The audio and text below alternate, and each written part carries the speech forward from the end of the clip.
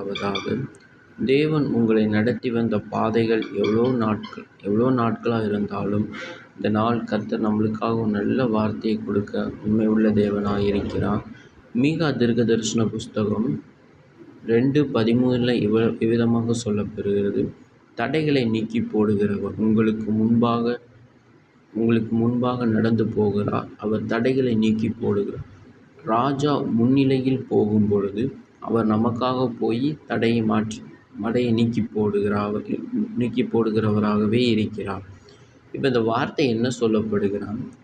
தடைகளை நீக்கி போடுகிற உனக்கு முன்பாக போகிறார் அப்படின்னா, அப்பா ஒரு காரியத்தை நம்ம செய்து கொண்டு இருப்போம். சப்போஸ் ஒரு வீடு கட்டுவோம், அது தடை வந்துடும்.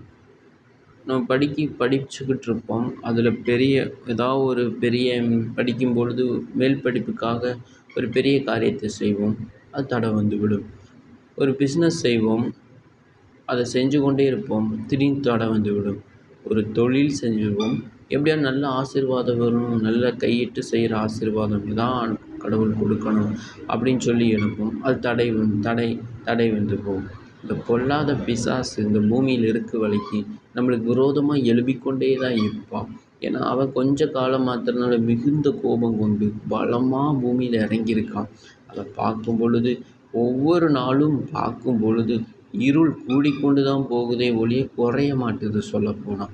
ஏன்னா அது கடைசி காலம், இன்னும் போக போக இருள் கூடிக்கொண்டே தான் இருக்கும். அதனால தான் ஆண்டவர் நம்மளுக்காக 4 வகையான அபிஷேகத்தையும் கட்டளையிட்டிருக்கார்.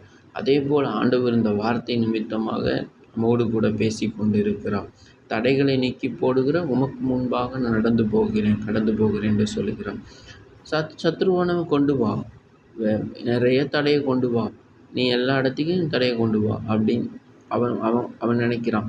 எல்லாத்தையும் போட்டு நான் முடக்கி விட்டுறணும், ஒரு வேலையில் முடக்கணும், தொழிலில் முடக்கிடணும், எல்லா பிரச்சனையும் முடக்கி வச்சிடணும், உங்களுக்கு ஒன்றுமே இல்லை, எந்த நன்மையும் கொடுக்கக்கூடாது, எந்த ஆசீர்வாதம் தரக்கூடாது, நீங்கள் வெறுமையாக போகணும்னு நினைக்கிறான். ஆனால் ஆண்டவர் சொல்லுகிறான், நான் உமக்கு முன்பாக போகிறேன், தடைகளை நீக்கி போடுகிறேன், அதை பொல்லாத சாத்தான் கொண்டு வர எல்லா திட்டத்தையும் மாற்றி போடுகிறேன், மாற்றி அமைக்கிறேன்னு நீங்கள் சொல்லுகிறார். மாற்றி அமைக்கிறேன், உங்களுக்கு என்னென்ன வேண்டும் நன்மைகளை கொடுக்க நான் விரும்புகிறேன். உங்களுக்கு வேறிய தடைகள், உங்களுக்கு விரோதமாக போட்டிருந்த தடை கற்களை உடைத்து எறிகிறேன். உங்களுக்கு விரோதமாக போட்டிருந்த தடை அஸ்திபாரங்களை உடைத்து எறிகிறேன். உங்களுக்கு விரோதமாக போட்டிருந்த சங்கிலிகளை திரிந்து போகிறேன் என்று கர்த்தர் சொல்லுகிறார்.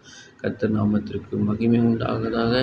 அதே மாதிரி அவர் நம்மளுக்கு முன்னிலையில் போகிறார். ராஜா கடந்து போகும் பொழுது ஒரு பெரிய மகிமையும்